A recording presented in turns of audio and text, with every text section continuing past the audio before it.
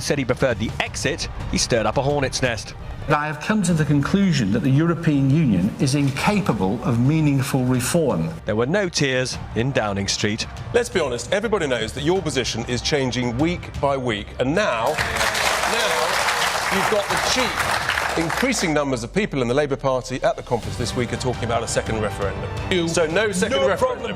Crystal clear. Has everybody heard that? No second referendum. Excellent. Is it a clever plan? Does it really stick to the red lines that Theresa May set out? I'm amazed Andrea's saying this. I mean, it clearly doesn't stick to the red lines. It isn't Brexit. And Leave supporters who are supporting Leave Means Leave are incandescent with rage. We need to get on with it. The government needs to get a grip and accelerate the process. Please welcome to the stage John Longworth and Richard Tice.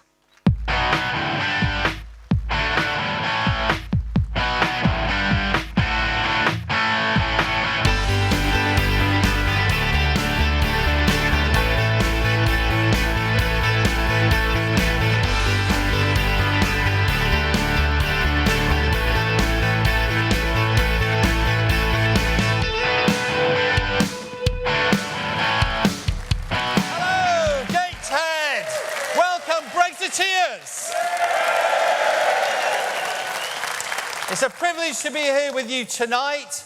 I'm so pleased to be here. It's only a few weeks ago I was actually in Tynemouth and Whitley Bay having a nice long weekend. It's a great part of the world, hidden gem of the northeast Gateshead. But we're here tonight for one thing, and that's to make a really big noise so they can hear us down in number 10. And don't forget, this is being live streamed. The first rally we had, 127,000 people watched it live at home. So we need to send a big message to those people too. So here we are in Gateshead. I started my personal Brexit journey a long time ago. 40 years ago when I first started my career, whatever role I've been in since, however senior, for my sins, I've always been given the job of liaising and dealing with Brussels. I knew exactly what they were about, what they were doing, what game they were up to. And that's why I chose to vote Leave in 2016. And you know, in that year, I also had another experience because I was Director General of the British Chambers of Commerce. And I was so appalled at the lies and the deceits of Project Fear that I decided to speak out at our national conference. And that my organisation got such a lot of pressure from number 10 Downing Street, who went absolutely mad, that actually I decided to resign because they wanted to shut me up and I wanted to speak out and campaign to leave the EU. And that's what I did in 2016. I resigned to speak out.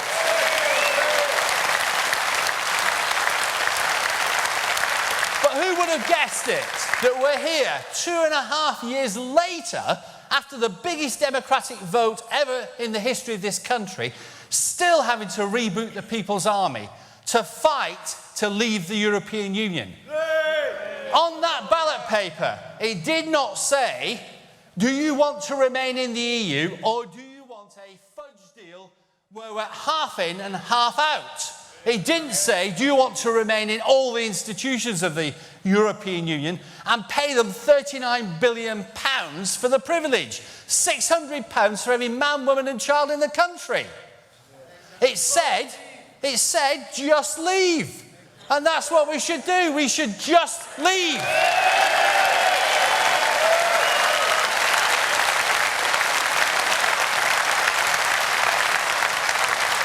Anyway, I can tell you I'm proud to be here with you tonight. I'm proud to be British, and I'm proud to be the chairman of Leave Means Leave.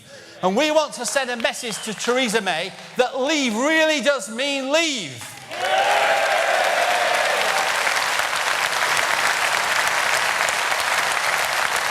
So we've got a great lineup of speakers for you tonight. But before we meet the speakers, I want you to meet our Vice Chairman and the founder of Leave Means Leave, ladies and gentlemen, Mr. Richard Tice.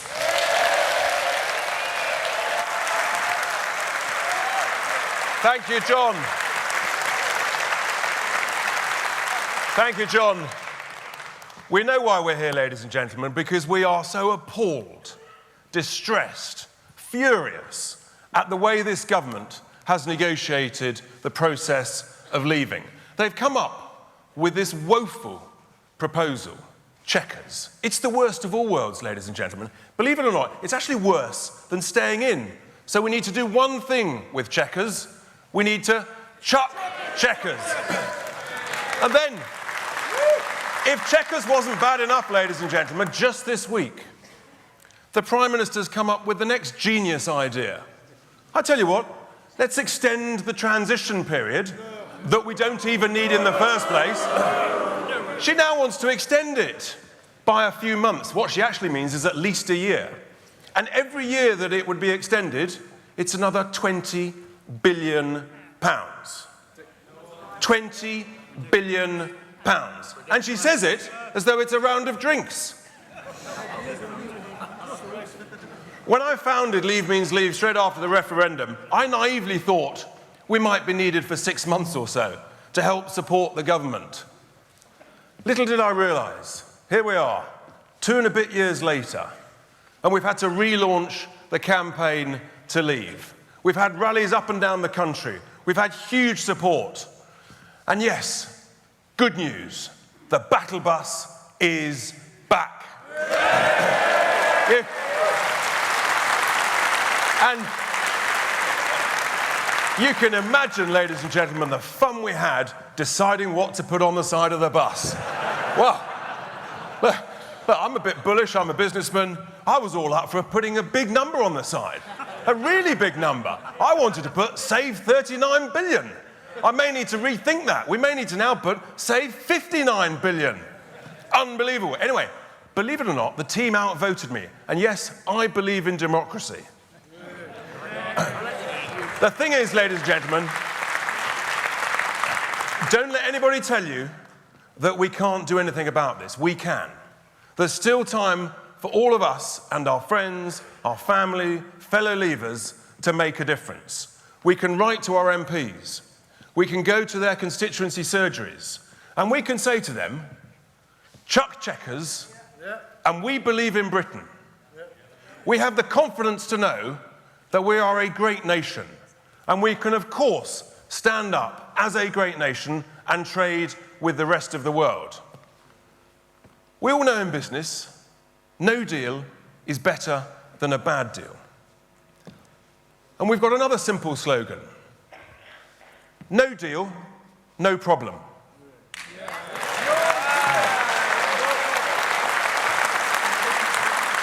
And it's even more now, ladies and gentlemen. No deal, no problem, no money. So, we have got some great speakers. The first speaker is a Labour MP from Vauxhall since the late 1980s. She is one of the most passionate Brexiteers. She's also one of the bravest MPs in the House of Commons. For being a Brexiteer, she has suffered abuse, vilification, attempts to deselect her, all sorts of manner of things. She's just standing up for what she believes in and what she knows is right. It's a huge pleasure to have her with us here tonight. And before we welcome her to the stage, let's just look at a few clips of her in action. In his final sentence, where he said that we should be staying in the customs union and we should be staying in the single market, what he really was saying, we should be staying in the EU. You may think I'm talking absolute nonsense. There's 17.5 million people out there who don't think I'm thinking actually anyone who votes against this principle of the second reading is really betraying the will of the British people. Please welcome to the stage, Kate Hoey, MP.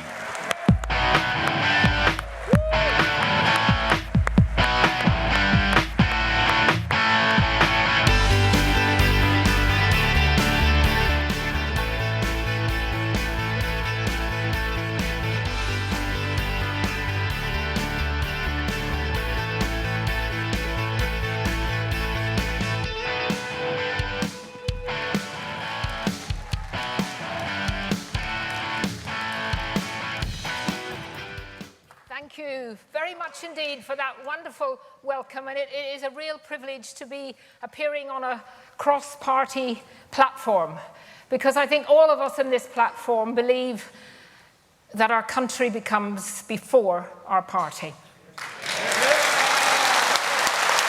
Now, I know most politicians say that they're always delighted to be somewhere, wherever they're speaking. But I genuinely am delighted to be here in Gateshead because, of course, 3 days before the referendum, we had a wonderful rally here in this very hall. And we were on that platform, I was on that platform. It was a very emotional evening. It was leading up to that hugely important vote a few days later. And the enthusiasm, the absolute determination of people who came up to us afterwards, who were going out to vote, some of them for the first time, it made us go back, and certainly made me go back to London, feeling so strongly that we were going to win. But you know, in London, they didn't know that. They don't get out of London, most of the people who are leading on the Remain campaign. And I remember being on a programme 2 days before the referendum, and the political editor of The Spectator and the political editor of The New Statesman both said that they thought Remain was going to win. And I said, no, we're going to win, Leave is going to win, and you two should get out of London more. Now, we really don't want to be here tonight. I'm sure there's a lot more things that you would all be doing and rather doing. But we're here because we're sending this very simple message that we are not prepared to allow the votes of 17.4 million people in the biggest ever vote that there was in this country to be ignored, to be absolutely turned round. And we're here to say that we know what we want and we know what people voted for. They voted to leave, and we are going to leave, and we're going to make sure that the government sticks to the commitment that was given by the previous Prime Minister, by Parliament, and by everyone, including all the leading Remainers, that leave meant leave.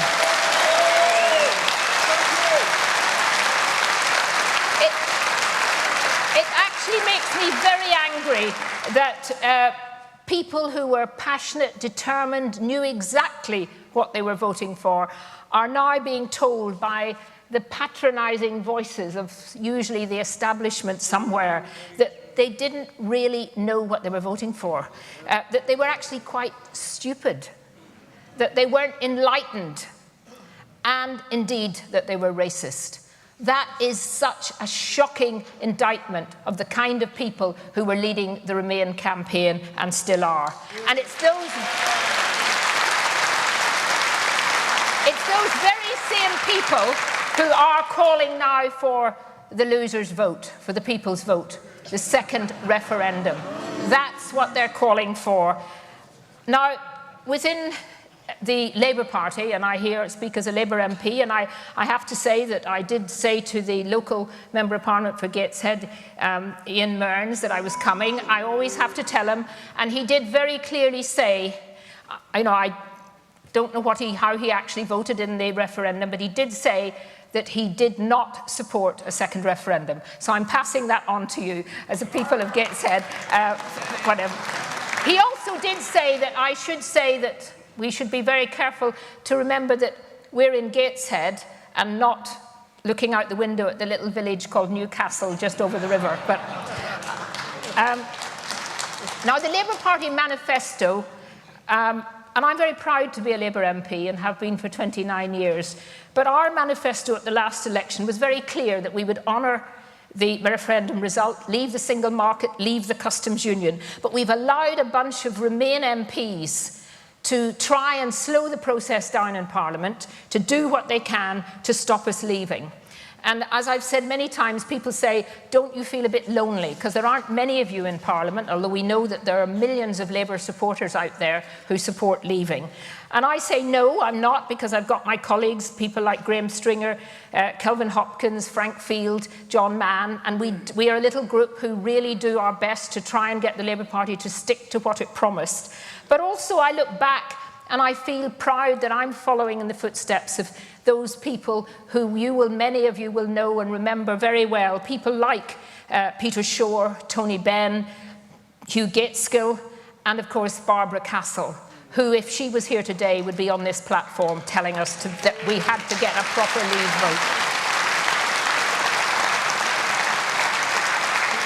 Because they understood then, way back, even when we first joined, and remember, we weren't asked, did we want to join?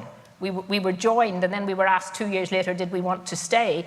She warned then that this was a project that was going to lead to a single currency, was going to lead to all kinds of things, an army and a federal Europe. All of the things she has said have come true. And we have allowed, right throughout that, for treaty after treaty after treaty to go through Parliament and be voted through Parliament, sometimes not even with a vote, and yet the people have never, ever been asked. We look at the original vote to join the accession treaty, then we had the Single Market Act, then we had Maastricht, then we had Amsterdam, then we had Nice, then we had Lisbon. And those very same people who allowed that to happen are now saying that Parliament, it's dreadful. How could we possibly not allow Parliament to have the final say on everything when actually they've allowed year after year after year for the EU to take more and more democracy away from our country? But of course, the European Union thought, of course, that we would go for a second referendum, because that's what has happened in the past. We know every time there was a country that had a referendum, the Republic of Ireland had a referendum, it said no to the treaty, and after a few months they were asked to vote again. And I genuinely think that the European Union Commission, shocked as they were by our vote 2 years ago, thought that after a little while, a little bit of buttering up, a few more drinks in Brussels or whatever, that we would turn around and have another referendum. But you know, we're British, and we are not... We are not going to allow the bullies in Brussels to make us have another referendum. We're not going to allow the bullies in this country who are trying to get us to have a second referendum for that to happen. Now, I think the Prime Minister from the beginning was far, far too trusting on what the EU were going to do. She should have known, as all of us here know, that you cannot negotiate with the EU.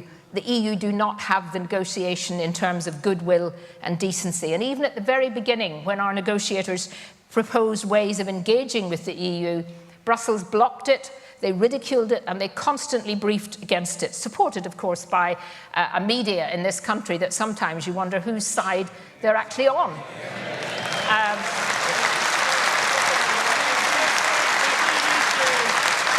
I hear the word BBC here, but So I think we started by being far too nice. We started by implying that we wanted a deal at any price. We should have said right at the start that we want to trade freely with you, we want a free trade deal, it's in all our interest for that to happen, but if you don't want that, then we are perfectly happy to go over to World Trade Organization rules. Remember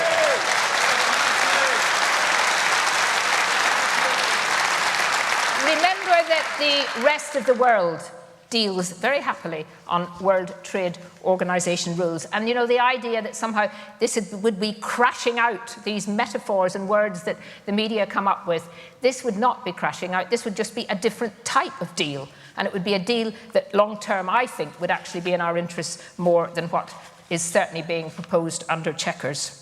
Now, because I come from Northern Ireland, I want to say just a little bit about the border issue, because that has now become this huge shibboleth that's actually supposedly going to stop anything happening to get a good deal.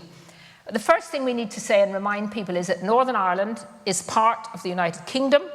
It's an integral part.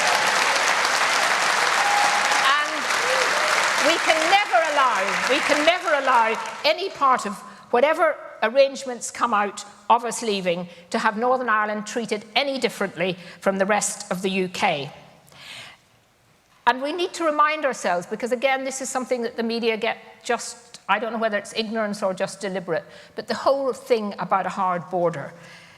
The only reason there's ever been a hard border with lots of structures and cameras and police and so on was when the IRA were trying to bomb people in Northern Ireland, bringing over ammunition, bringing over weapons, and trying to blow up our British soldiers and our police officers.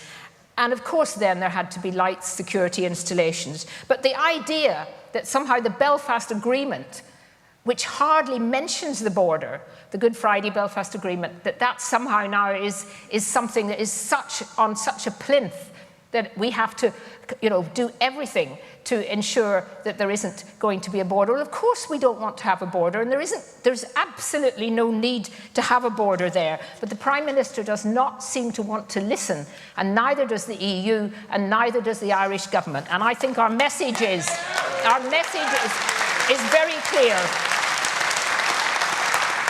I think, I've said it before, but I think the reason the Irish government are playing this is because they're being very nice to the EU. I think probably either the Taoiseach Varadkar or Coveney, the foreign minister, want to be one of those very well-paid EU commissioners. And you have to say the right things if you want to be an EU commissioner.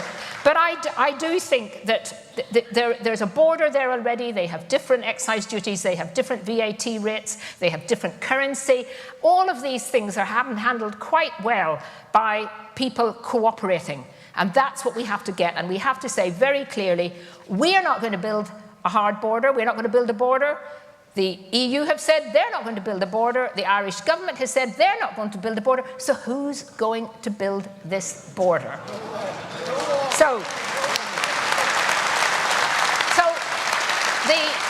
our Prime Minister should simply say to the EU or to the Irish government, you go ahead, you build a border. We have no intention of building a border between Northern Ireland and the Republic. Now, I do think that some of the leaders of the People's Vote are actually not particularly nice people. Now, that's not to say that millions of people who voted Remain in all decency are not perfectly nice people, but some of the leaders of the Remain campaign, and let's not forget too that a lot of people who voted Remain are now just saying, get on with it. We've accepted the referendum result, we want to get on with it. But the people who are leading the People's Vote, and it is some of the sort of same people who we all know well, the Tony Blairs, the Michael Heseltines, the Mandelsons, Peter Rock, he was up here, this area, wasn't he? And then, of course, Nick Clegg. And you will have seen today, of course, that Nick Clegg has got himself a brilliant new job in America, running Facebook. Well, I'm not on Facebook, and I certainly won't be going on Facebook now. But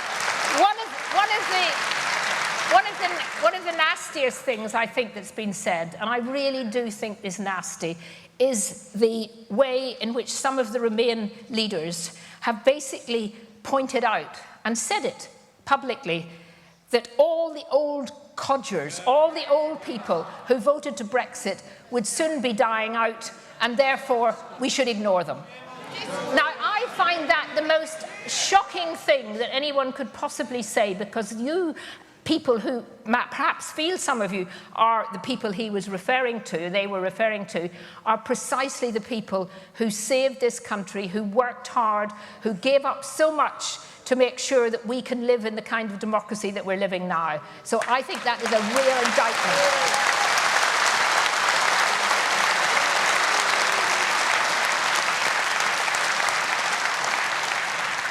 I do think, for me, the whole question of leaving is not about the economy or about economics. It's actually about democracy.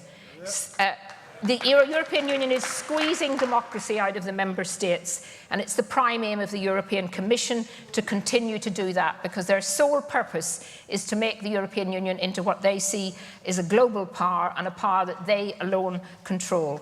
And I do not understand why any of us would want to be part of that institution anymore. But we need to be confident about our country, and we need to show that we're confident about our country. We can have differences about who's in government, But ultimately, we believe in our country, believe in the United Kingdom. We're proud to be British. And it's not us that have to fear about what happens when we leave. It's actually the EU, if you look around what's happening in the rest of Europe. And that's why they don't want us to leave. And they have a contempt for democracy and a contempt for people. And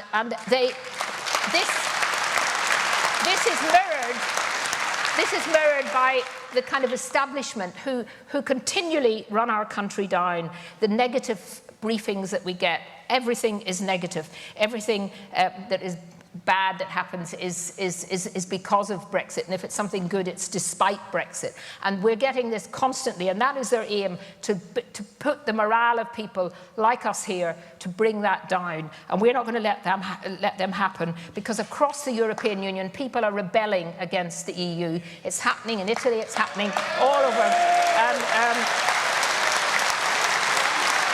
and they're losing.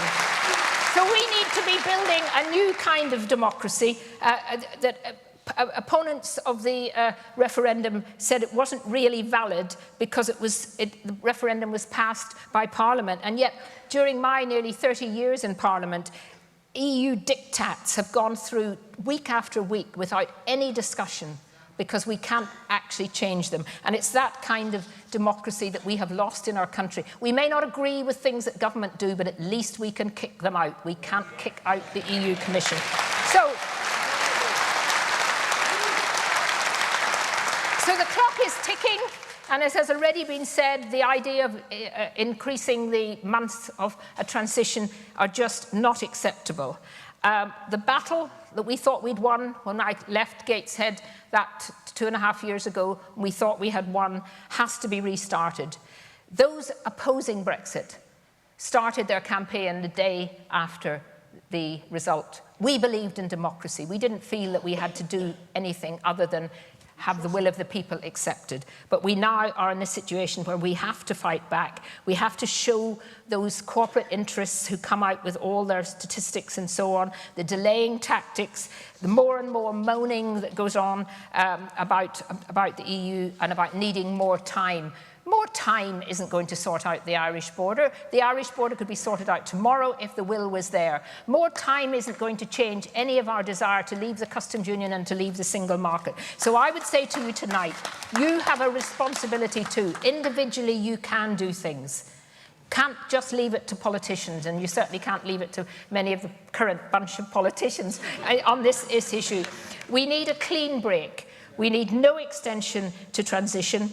We have to challenge wherever we can the cry for a second referendum. We have to get those people who have accepted the result for them to also realise that we are moving forward.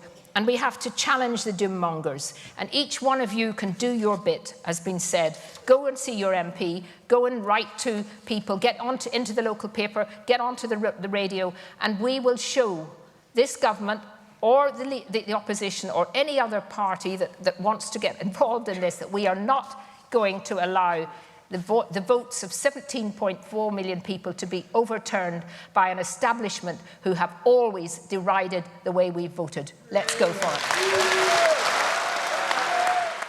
Well done. Brilliant, brilliant, absolutely brilliant. Kate.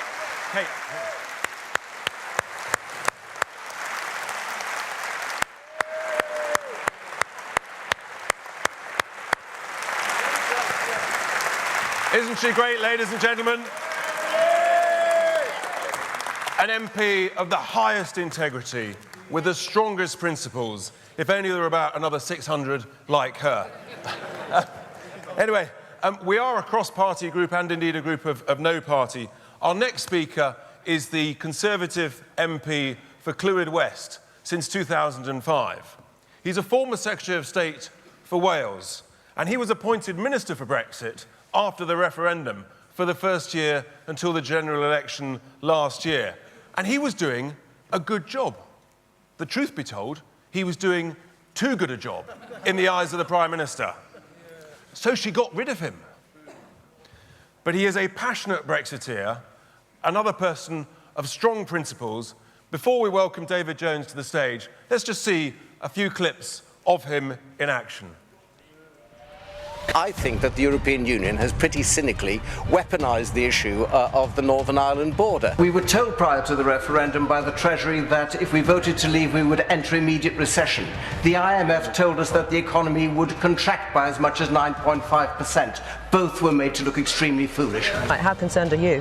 Well, I'm extremely concerned because the country voted to leave the European Union, and leaving the European Union means no longer being part of the apparatus of the European Union, including Single Market Customs Union and European Court of Justice. We'll be obliged to inform the European Union that patience is not infinite, and that if they continue to refuse to discuss our future relationship, then we will assume that they're not serious about doing so, and we will consider other options. Please welcome to the stage, David Jones, MP.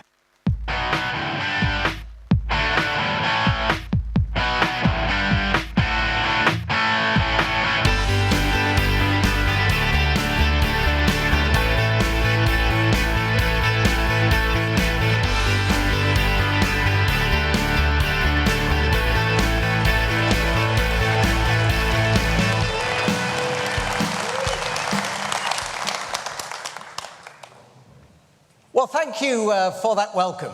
And didn't I look grumpy in those videos? As Richard announced, I am a Welshman. I'm very proud to be Welsh. But let me tell you this too. I'm extremely proud to be here in the northeast of England this evening.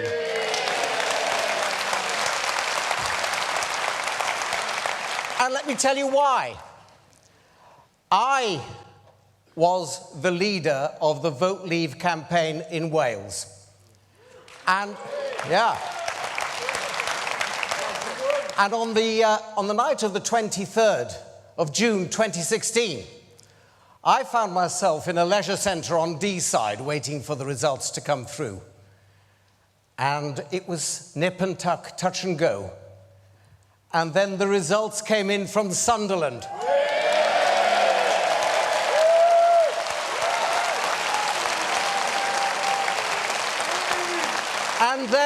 And then right across the northeast, we saw results saying that the people of this part of the country wanted to leave.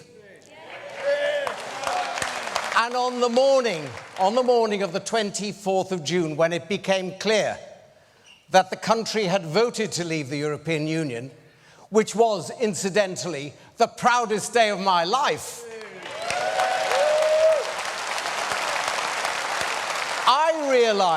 I realised that it was the northeast of England that had shown the way to the rebirth of British independence.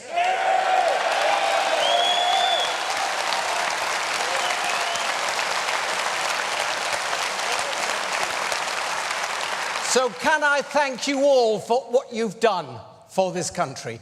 And let me say this too. I want to tell you something about the campaign in Wales. We were told that Wales would never vote to leave the European Union. We were told that Wales was too poor and too stupid to vote to leave the European Union. We were told that Wales depended too much upon European money. And Wales voted to leave the European Union.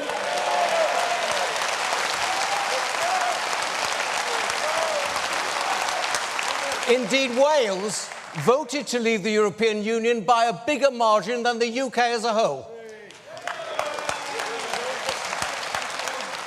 And let me tell you why Wales voted to leave the European Union, because I was involved in that campaign for over 6 months.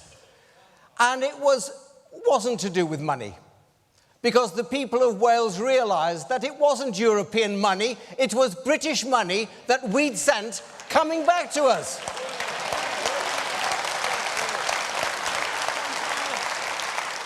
And it wasn't, as Kate said, something to do with xenophobia.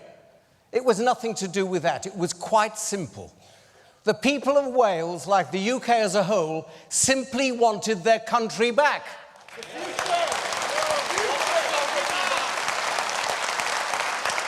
And they realised that they were not living in a democracy, and Kate is entirely right. Every single piece of European law is initiated by the European Commission.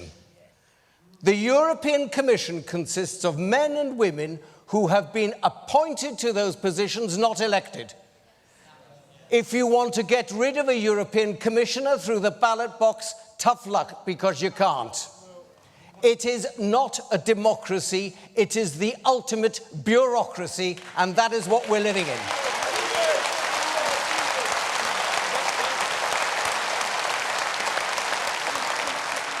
And the people of Wales decided quite properly they didn't want to have anything to do with that. They wanted their country back. They wanted to run their own affairs. They wanted politicians like me to represent them, and if we were no good, they wanted the right to kick us out, which they can't do with commissioners. So, that was a wonderful night. And as things went, I was very pleased because I was appointed to be a Minister of State at the new department for exiting the European Union. And my job was to get through Parliament the European Union Notification of Withdrawal Bill. That was the piece of legislation that empowered the government to serve the notice under Article 50. And we got it through.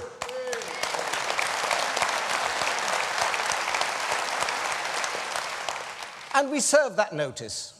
And we served that notice, and it started the clock ticking, which means that under international law, on the 29th of March next year, this country will be independent once again.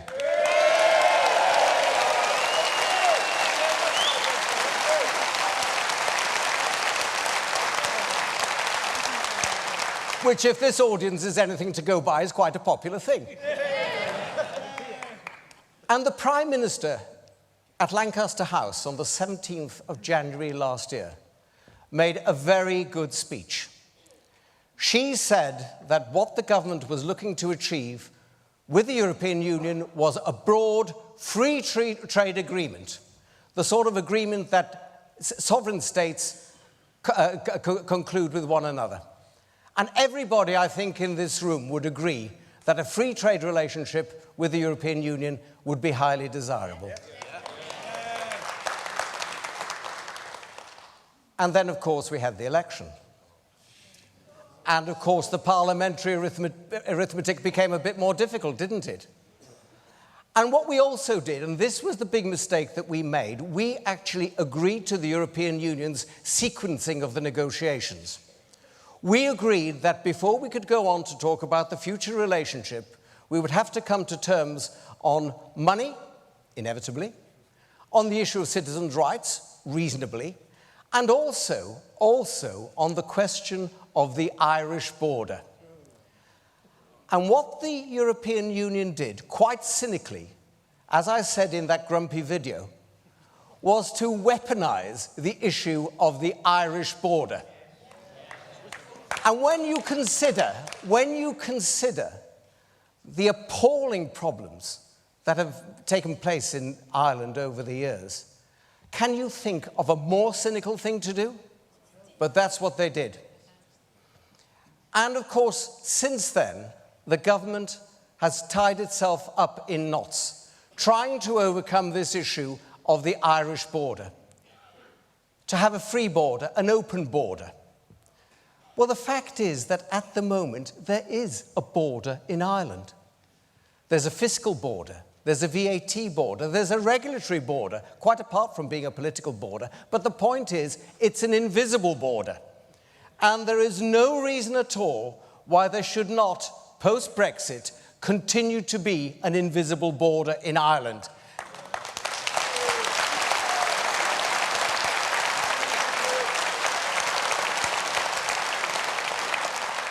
And everybody's agreed about that. The Irish Taoiseach Varadkar has said that there will be no border there.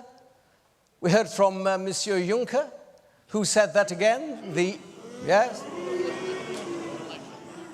I might say Nick Clegg again. Mr. Juncker says there'll be no border there either. And so far as we're concerned, we have no intention of putting up any border infrastructure. So who is going to put this border up? It's a wholly cynical ruse that the European Union have come up with. And as a consequence, we're now at the situation where the government is suggesting that the entire country should continue for what appears to be an indefinite period in the customs union. That we should be subject to EU regulations, which in turn means being subject to the jurisdiction of the European Court of Justice, which means that we will not be free and independent again. Now, ladies and gentlemen, consider this. The vote in 2016 was the biggest popular vote in the history of this country. 17.4 million people voted to leave the European Union. I don't need to remind you of that, you're well aware of it. But the people who do need reminding are the people up in Westminster. Kate and I accepted. Because they are now in this little bubble, talking about all sorts of little pieces of legislation, of how they can achieve this, how they can achieve that, how they can make sure that things are as frictionless as possible. Look, the fact is, people voted simply to leave the European Union.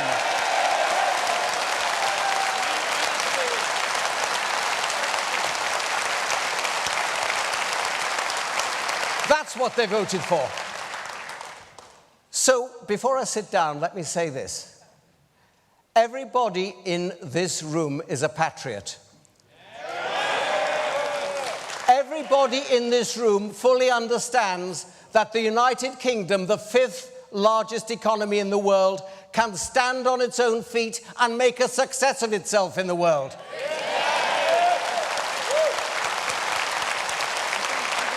But you know, I think that some of your MPs need reminding of that. So if I ask one thing of you this evening, just one thing, is when you go home this evening, can you please go on your computers and send an email to your Member of Parliament and say that you demand that he or she does everything in their power to make sure that this country is free again, which means no longer being part of the European Union. Thank you very much. Brilliant, brilliant, brilliant. Sit next to Kate.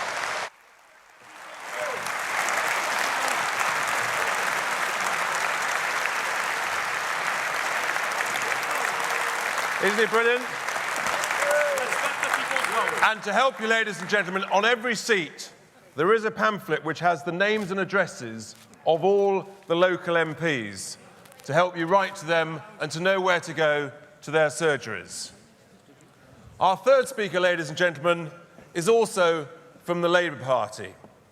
He's a director of the organisation that has worked tirelessly before the referendum and since, called Labour Leave. He's a councillor in Ashford in Kent, and as a Labour supporter, he understands that Brexit, a proper Brexit, will help the poorest, the most vulnerable in society, the best and the most. He's a committed Brexiteer. He's an absolutely fantastic speaker. Before we welcome Brendan Chilton to the stage, let's just see him in action on the video. I think a lot of voters, particularly Labour Leave voters, of which there are about 4 million in the country, will be very concerned. Around this country now, fishing fleets have gone, fishing stocks are destroyed because of the common fisheries policy, a policy that sees our fish bought by European fishermen and sold back to us because we can't control our own waters. I mean, it's ridiculous, isn't it? Kicking the poorest in the world in the teeth because they can't access European markets. That is an internationalist. And as a Labour person who wants to leave because I want to see the poorest in the world raised out of poverty, I want us out so our aid means something. Please welcome to the stage, Brendan Chilton.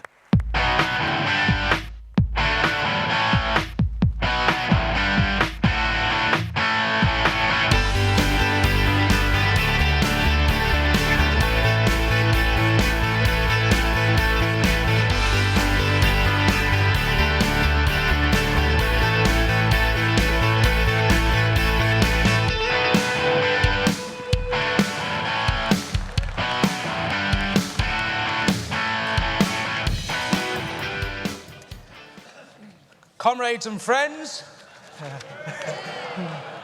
It's great to be back here in Gateshead, and can I begin by thanking the chairman and Leave Means Leave for organising this nationwide Save Brexit tour, because it's so necessary. And I'm delighted to be here in Gateshead, which voted 57% to leave the European Union. Well done, Gateshead. And I want to ask you, do you still want Brexit? Yes! Do you still believe in an independent Britain? Yes! And will you promise to support this cause till the bitter end, despite all they throw against us? Yes! Friends, we need to be careful, because our democracy is under threat like never before. A ghastly cartel of big business, big politics, and big finance. The people's vote. That squalid band who are publicly and in full view thwarting our democracy for the first time in modern political history. They are using powerful finance to infiltrate our system, to deny the will of the people. Leaving the European Union is very simple. It means leaving the single market.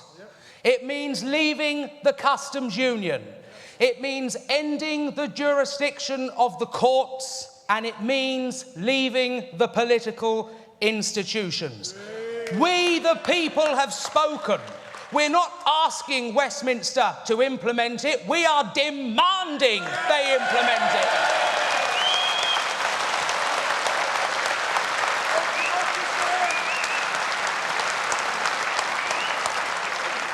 And I have to say, here, we're in the northeast this evening, the dominant political party in this region of the country is the party I belong to, the Labour Party.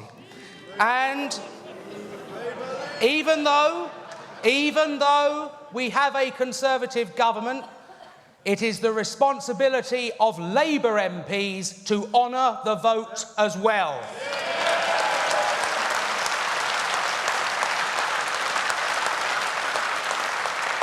The People's Vote campaign, let's call them what they are, the second referendum campaign. That's what they are, the losers in our democracy.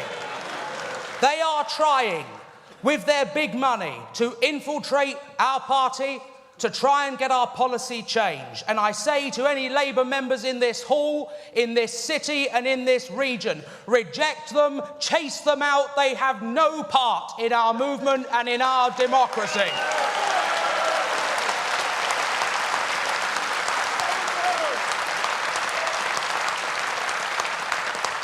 Clement Attlee was the first Labour Prime Minister, and he kept us out of the European common steel and coal community because, in his own words, the Durham miners wouldn't wear it. They were right then, and I'm delighted the National Union of Miners still today opposes our membership of the European Union. And it was that fine Labour leader in the 60s, Hugh Gateskill, who said that going into the common market would mean the end of 1,000 years of British history, and he was completely right. But,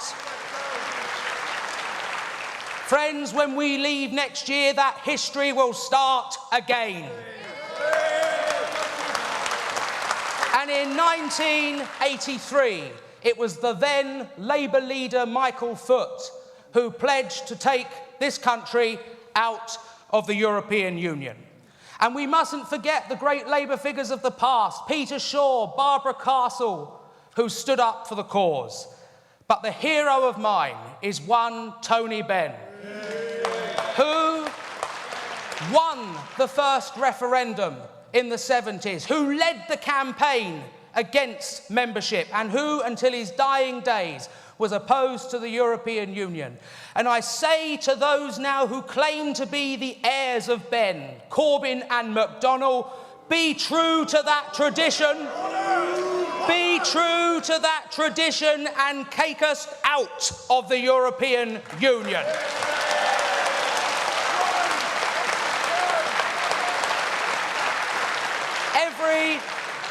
Every single vote that Jeremy Corbyn and John McDonnell made in the Commons right up until June 2016 was against the common market, the European Union and the economic community.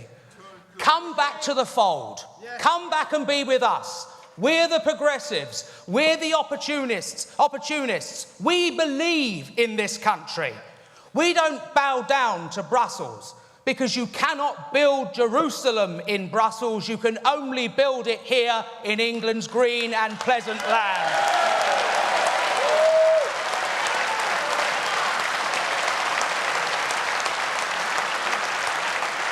And most of us in this hall want to see change in our country in a host of directions. Some of the very policies that my party is advocating cannot be implemented while we're in the European Union. We can't bring the railways back into public ownership. I'm sick to death of those extortionate prices. Let's leave the EU and bring back real control to the people in the form of ownership of public services. We cannot intervene in sections of the economy to prop up jobs. We couldn't save steel because it was against state aid rules given us by Brussels. We want our democracy back, and we also want a fair but firm, open immigration system that doesn't give exclusivity to Europe, but is fair, free, and open to the world.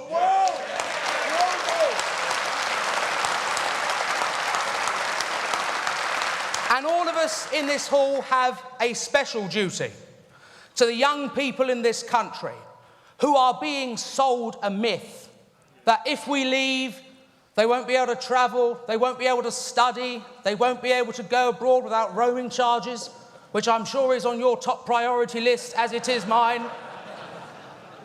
This is not what it's about. It is about a nation reborn and confident, democratic and open to the world. And we must say to our young people, Europe is not their oyster, the world is in the 21st century.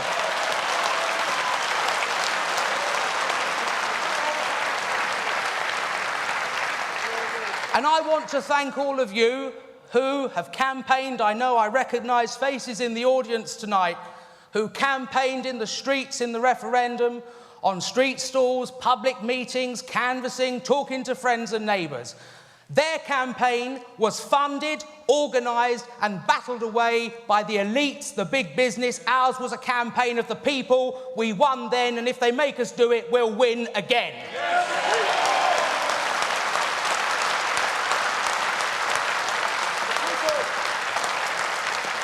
Because the new dividing line in British politics isn't between left and right, leave, remain. It is between Democrats and anti-democrats. And I've got an idea here. Why don't we start by getting rid of some of those anti-democrats, by getting rid of the lords who have thwarted Brexit from day one.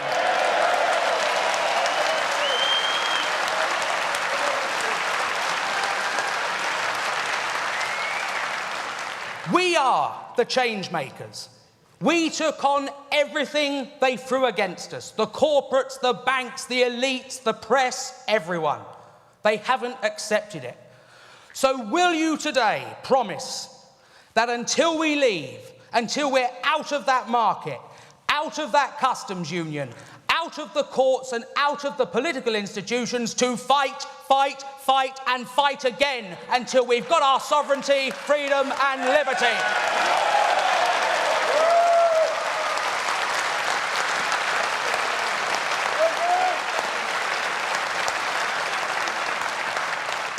Ours is a campaign steeped in the radical traditions of this country, challenging the powerful and those who have the vested interests. We are the internationalists. We are the Democrats. If we keep faith to what we fought for and faith in what we believe, there is nothing we or this country can achieve. Thank you. Thank you, Richard. Absolutely brilliant. Thank you. Leave the gap for Isabel, so go to the one just on. I've got to give Kate her pen. Next one. Isn't he fantastic? We need him in the House of Commons because he just tells it as it is. Our final speaker, ladies and gentlemen, needs little introduction. But it's worth taking a little bit of time to remind ourselves what he has achieved. He's battled for this cause for about 25 years. He's possibly the original Brexiteer. Without question, he has changed the course of British political history for the better. He will go down as one of the most influential political figures in this country since the Second World War. And he is a man of incredible courage.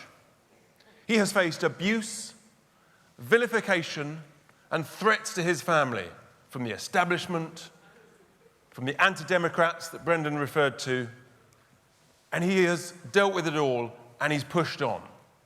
He's even survived a plane crash that would have killed most of us.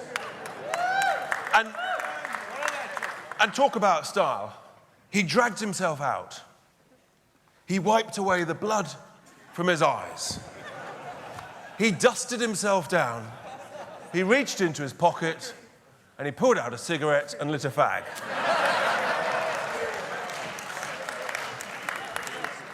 He's a true patriot, ladies and gentlemen. Before we welcome him to the stage, let's just see him in action recently. It sounds as if you smell betrayal in the air. The compromise that she put forward at Chequers last week, the PM's country home, frankly was a betrayal. I'm going to try and get the people to let their members of Parliament know they will not accept being betrayed. And I tell you what, if I have to do this again, next time, no more Mr. Nice Guy. We had a referendum. We voted for something. Our politicians should deliver this. We have made our minds up in the greatest democratic exercise in the history of this country. I trust the voice of the people more than the politicians. Please welcome to the stage, Nigel Farage.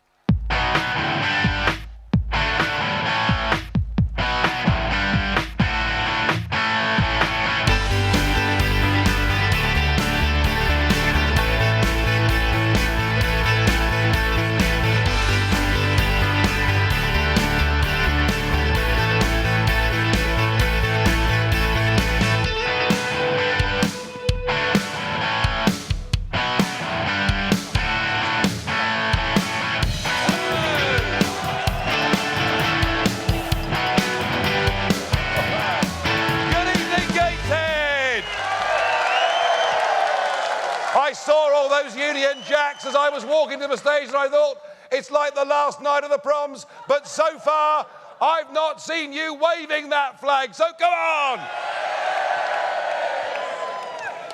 Thank you very much. Well, I was here 3 days before that referendum.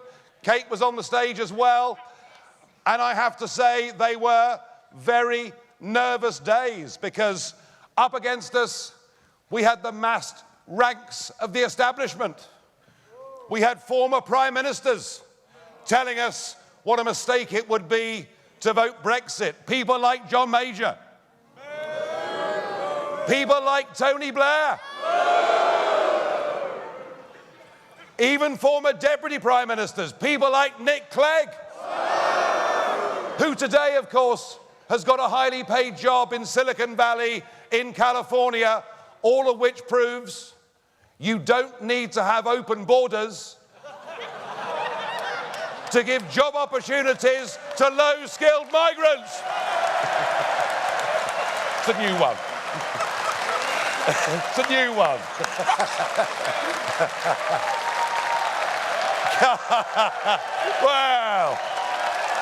Well, the hell with him. I hope he hates that. bet it was Clegg in 2014 who I was debating against in the European election run-up when I said one of the reasons I wanted to leave the European Union is because not only was it expansionist, not only was it developing its own foreign policy, but that it wanted to build its own European army. And I believe we'd be far better off sticking with NATO rather than having our army governed from Brussels. And Clegg said I was a dangerous fantasist for even pretending that a European army was in prospect, when now, of course, we know that it is. And folks, when they tell us that we won the referendum by not telling the truth, the older, wiser ones among you will know we have faced 50 years of lies over this. 50 years of lies. Of being told it was just a common market and not to worry our little heads. Well, we battled on through those weeks, and it wasn't just British politicians, of course. They came from all over the world. The experts, the International Monetary Fund, the OECD, they even sent across President Obama, if you remember, to tell us we'd be at the back of the queue. And I've got to tell you that when 10 o'clock came on that evening of the 23rd of June, it was the end of a long campaign. In fact, for me, it was the end of a 25-year campaign. And I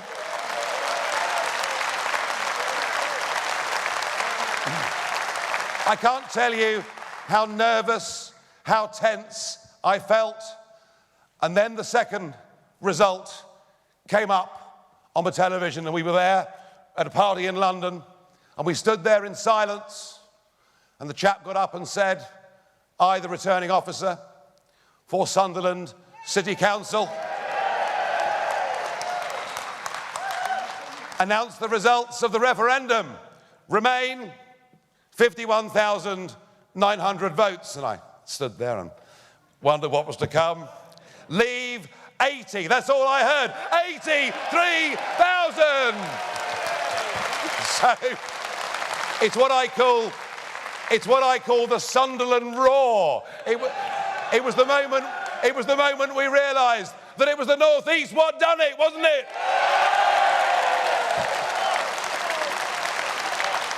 Well, it was a very happy, joyous day.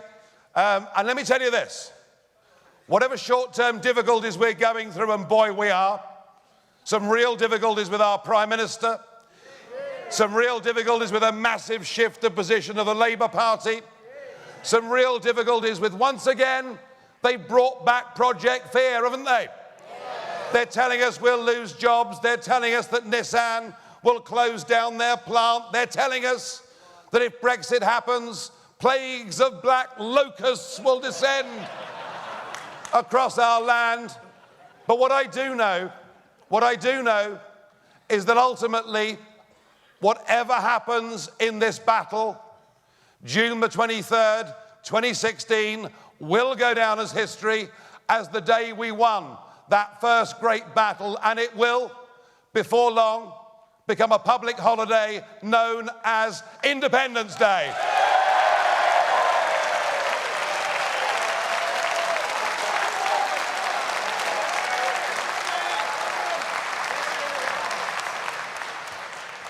You can keep waving them, you know. I mean, don't be shy.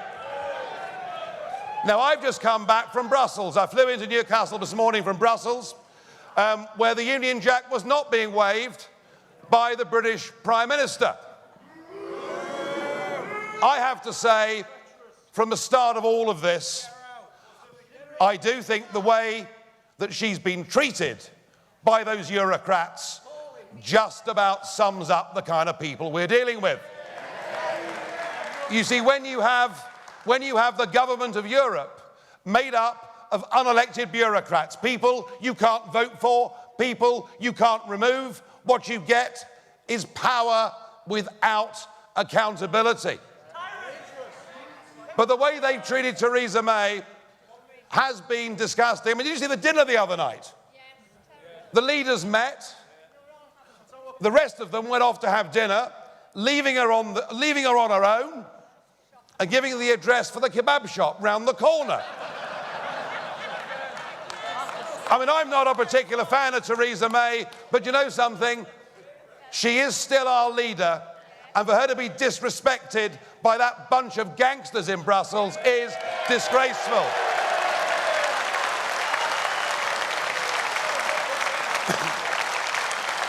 But sadly, she has yielded to that pressure. And the woman who stood up and said, Brexit means Brexit, now I'm sorry to say, what she really means is Brexit means Remain. Brexit in name only. And what I saw in Brussels over the last 48 hours was not just a national humiliation for our nation, but what I saw was a Prime Minister actively and willfully attempting to betray the wishes of 17.4 million people in the greatest democratic exercise that this nation has ever seen. And the message that must come from this room and from all over this country is we will not put up with it.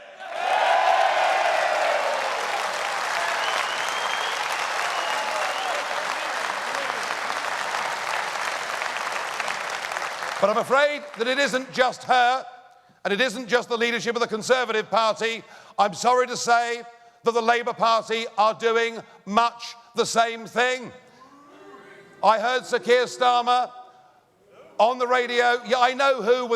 None of these people are very well known, are they? But he's actually rather important because he's, you know, the shadow Brexit secretary. But you're right. You know, we used to know who our politicians were, didn't we? We knew who they were on both sides of the House, because in the old days, they were real people. In the old days, they'd done proper jobs.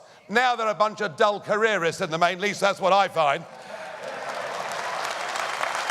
But Labour's position now is that they too think we should stay part of a customs union. Now look, folks, whether it's Labour or Conservative, the fact is this: we the people were told in this referendum that it was our decision.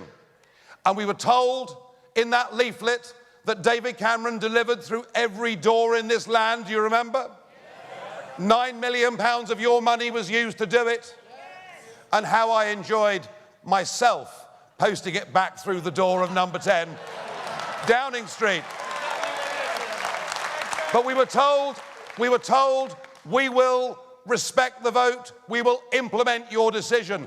And if that wasn't enough, we didn't just vote for Brexit once, we did it again in June 2017 in that general election, when both our major parties promised, and 85% of the electorate voted for parties saying, we will take you out of the European Union and its single market, all right? It couldn't be clearer.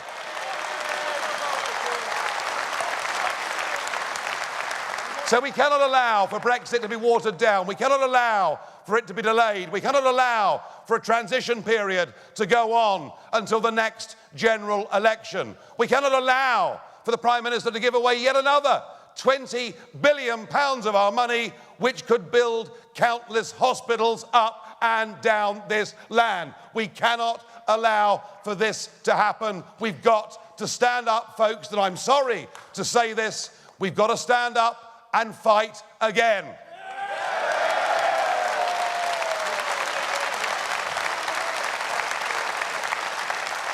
You see, in the cosy confines of London, of Westminster, within the M25, they think they can water down this Brexit. They think they can betray your vote, and they think they can get away with it. But nobody really has made them feel the heat. Now, if I've got one apology for you, it's this. Before the referendum, we had a pretty united campaign of people from across the political spectrum fighting to get back the sovereignty, self-determination, and, here's the big word, the independence of our country. But after we'd won, I guess in a way, we all went back to our day jobs.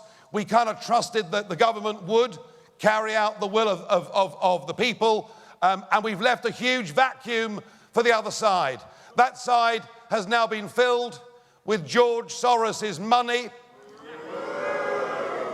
And if you can afford the train fare, you can go tomorrow if you want, down to London to the People's Vote. What a bloody cheek! We had the People's Vote and we won it!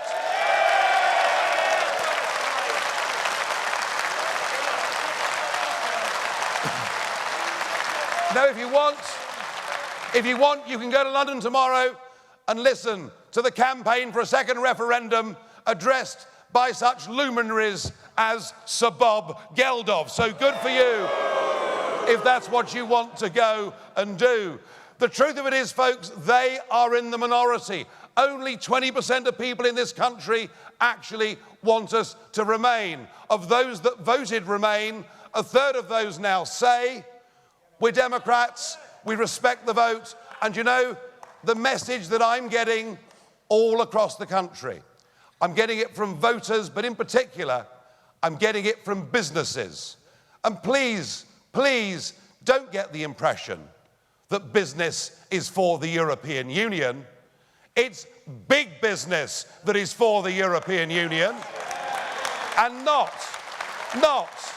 the 5.2 million people in this country that run their own businesses or act as sole traders and are the backbone of the economy of our nation.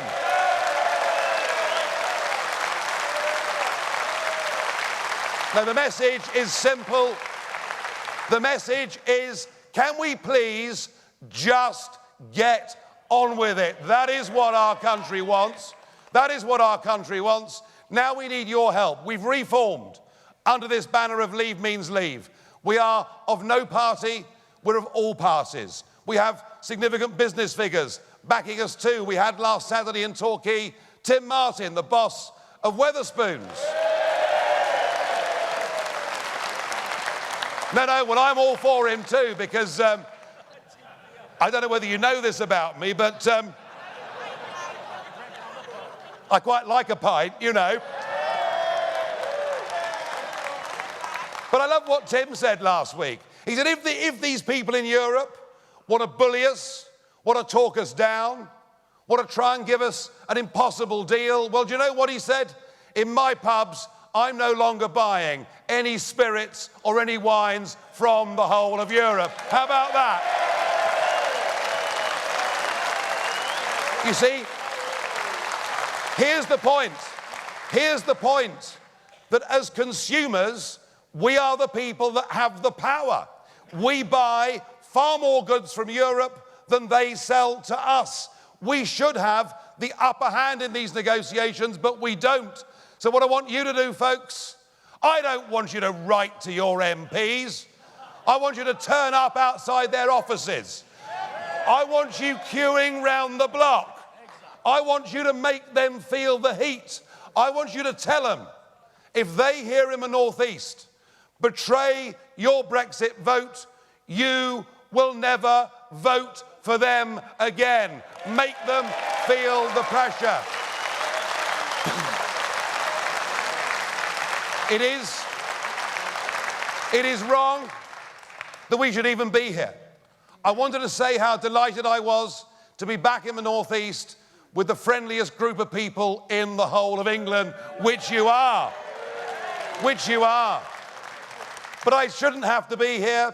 You shouldn't have to be here. But we are being let down by our political class. We have within our grasp a great prize, an opportunity to take something back that is worth more than GDP figures, that is worth more than any economic prediction. We have within our grasp the right to get back something so powerful, something so emotional, something that, as we know, those generations that went before us fought for and in many cases died for. Our country. Our country. And we are going to win. We are going to win. We are going to win.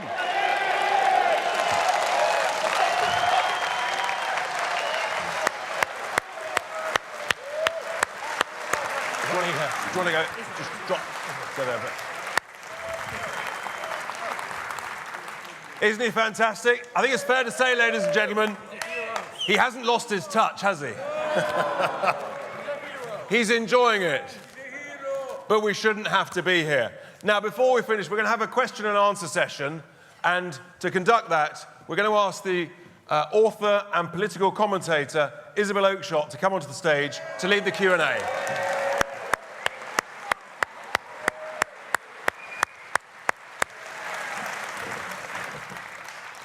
Thank you. So we've asked people to submit questions, and we don't have time to take too many, but there's a nice selection here, some of which are obviously for certain members of the panel, starting with you, Nigel, actually. Got a question from Robert from North Shields, and actually it's something that kind of plays to what you were talking about just now in terms of, you know, we shouldn't have to be here. And after the referendum, you sort of stepped back from frontline politics. And the question from Robert is whether you regret that decision now. And what was your thinking behind it at that point? Well, I'd spent 25 years of my life building up a political party from nothing into winning the European elections of 2014, forcing David Cameron, before he had the total nervous breakdown that I think I was giving him, into giving us a referendum. I thought I'd done my bit. I did, Isabel. I did, after the referendum, say to the Conservative government, once Cameron had gone, I wasn't sorry to see him go, I've got to tell you.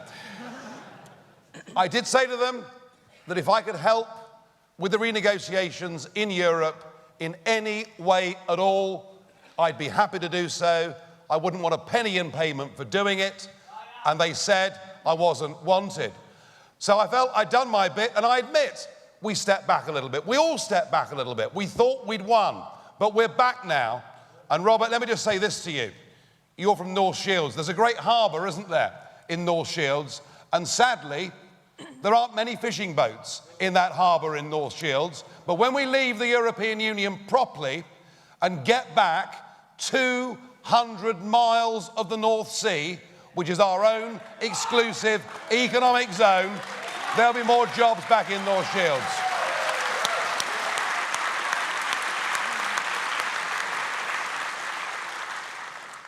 So the next question is from Linda, also from North Shields. And I think this is probably one for you, Kate, actually. We've talked a lot on the platform tonight about the Irish border issue. And Linda is wondering something that has actually occurred to me a little bit, which is why the Irish border question was never really mentioned during the referendum campaign. She's actually done a bit of research. She reckons that out of some 2,000 articles that she found of news coverage in the referendum, only 4 mentioned the Irish border. And I remember, I mean, as a commentator, so many events I went to, it never came up. Why do you think that is, Kate? Well, because anyone who really knew about what was happening in Northern Ireland, the Republic of Ireland, knew that there was free movement. A lot of smuggling goes on at different times because obviously excise duties are different, and that is all handled by cameras at a distance and by intelligence. And then when the border police, they actually call them customs officials, get any intelligence, they come and they can stop a lorry. So it's all is perfectly possible. And what happened, you see, and this is what's so depressing really, is that it was picked up very early on by the Irish government. Not the initial Taoiseach after we voted leave, the Taoiseach, Enda Kenny, was actually allowing his officials to have meetings with British officials talking about understanding that there were going to be these issues about certain things and trying to get some agreement. He then, when Varadkar came in, he stopped those meetings and he turned it into a political tool. And working with the EU then saw this, you know, let's face it, out of 27 countries, Ireland's a very small country in terms of the European Union. And in the overall extent of the trading that goes on, it's a very tiny amount. And yet it deliberately has been brought up to being this big issue. And what is just so horrifies me that Theresa May, supposedly Conservative and Unionist party, has spent her whole time listening more to Irish governments, nationalists in Northern Ireland and the EU than those people in Northern Ireland who are pro-union and who are very proud to be British. And that makes me very sad. Yeah, Nigel. I'm one of the very few people that actually knows these characters. You know, I know Tusk, I know Barnier, I know Juncker, obviously. But, well, Juncker's quite fun. Not much use after lunch, but anyway. But Barnier, who are you? Yeah. Barnier, they've posed an Irish question to which, for them, no answer is acceptable. Nothing the British government says would, in the eyes of Barnier, solve the Irish question as he's posed it. Let me tell you why he's done it. And I know this guy well. The one thing they do not want the United Kingdom to do is to break free of the European Union's rule book. They don't want us to be able to make life easier for British businesses. They don't want us to become competitive. They don't want us to become successful. And that is why they've managed to get both the Tory and Labour parties trapped into this concept of us staying in a customs union. They are winning this battle of the renegotiation, and the reason is our leaders and our leading spokesmen in both our major parties don't believe in Brexit. Because if you believed in Brexit, you'd know it's the right thing to do.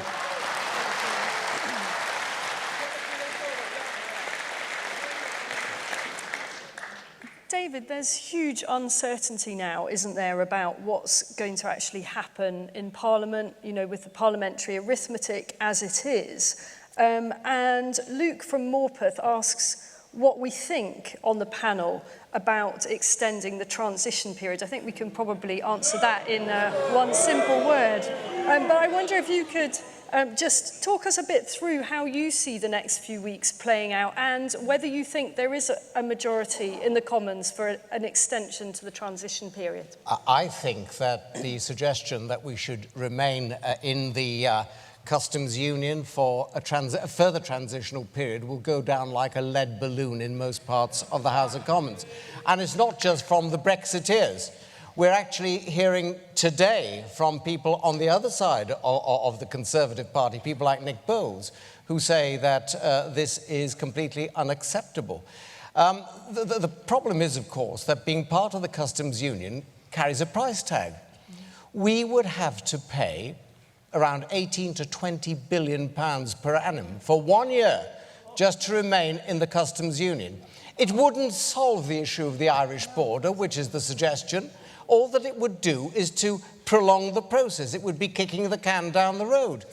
There is no purpose whatever in remaining in the customs union. It does nothing but harm to this country. It would make us poorer. It wouldn't make us 1 second freer. And I believe that the House of Commons would reject it. The problem is, however, that this has been seized upon by the European Union. Of course, it would be, wouldn't it?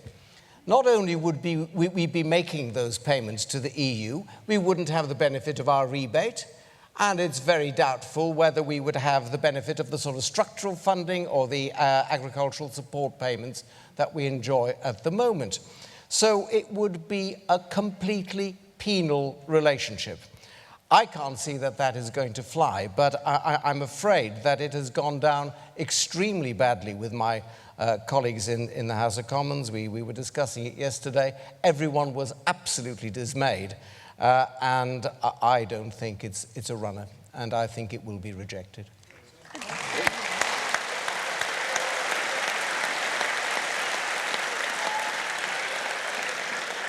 Can I just ask a question of my own, David, which was, what was it like for you going into the Brexit department in those early days? I mean, we read a lot at the time about the resistance amongst civil servants, even in that department, to actually leaving the EU. What was the experience like for you? Well, I mean, so far as I was concerned, it was the dream job, wasn't it? You know, I mean, I'd spent 40-odd years hating the European Union, and now I had the opportunity of helping to get us out of it.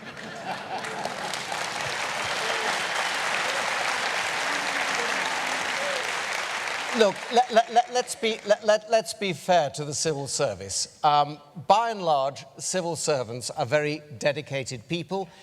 They will perform the functions that the government asks them to do. I think that the big problem is in the top echelons of the civil service. The trouble is, of course, that none of those people can remember a time when the United Kingdom was not part of the European Union. So the thought of leaving the EU is absolutely catastrophic. You know, it's like having your left leg amputated. It's as bad as that. And there was no doubt in my mind that the top civil servants were extremely resistant to what was happening, that they thought it was a thoroughly bad idea, and that has actually been proven by the contributions that have been made in the House of Lords by past civil servants, top civil servants, who have made the most appalling comments about the Brexit process. So I think I found that the civil servants I worked with in DEXU were dedicated people. I think that the problems were at the higher levels. And I think that in due course, I think that a clear out of the top personnel is probably required. Thank you.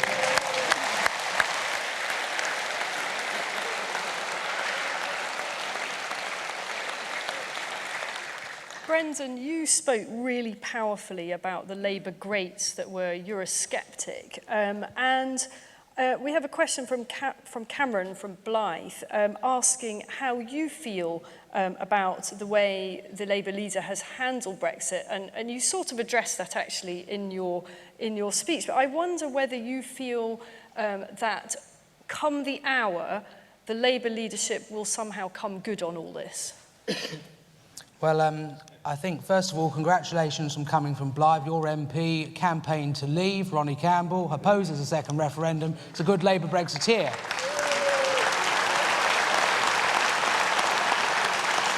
I think Jeremy Corbyn will have to make a choice between whether or not he wants to implement his manifesto or stay in the European Union. The choice is as simple as that. I think the Labour Party is, in the parliamentary party, overwhelmingly Remain. But 70% of our constituencies voted Leave, up to 5 million Labour voters voted Leave. And I think if he wants to keep those voters, he needs to become one of us.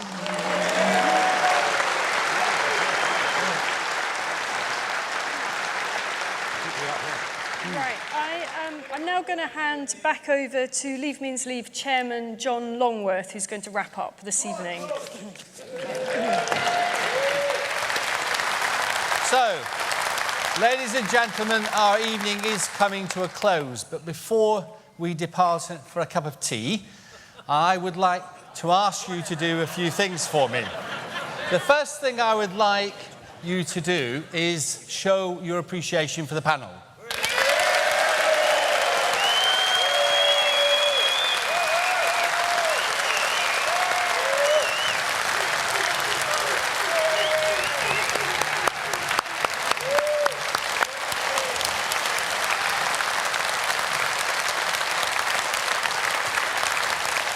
Now,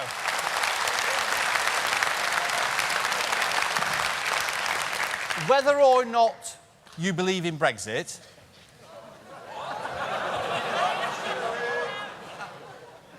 or you're just worried about the £600 for every man, woman and child in the country Theresa May has promised the EU in order to leave, this is not just about the European Union. This is now about democracy in Britain itself.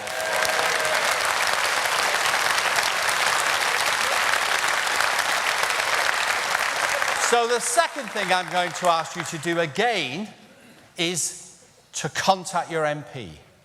to go and see your MP and to sign up to support Leave Means Leave on our website.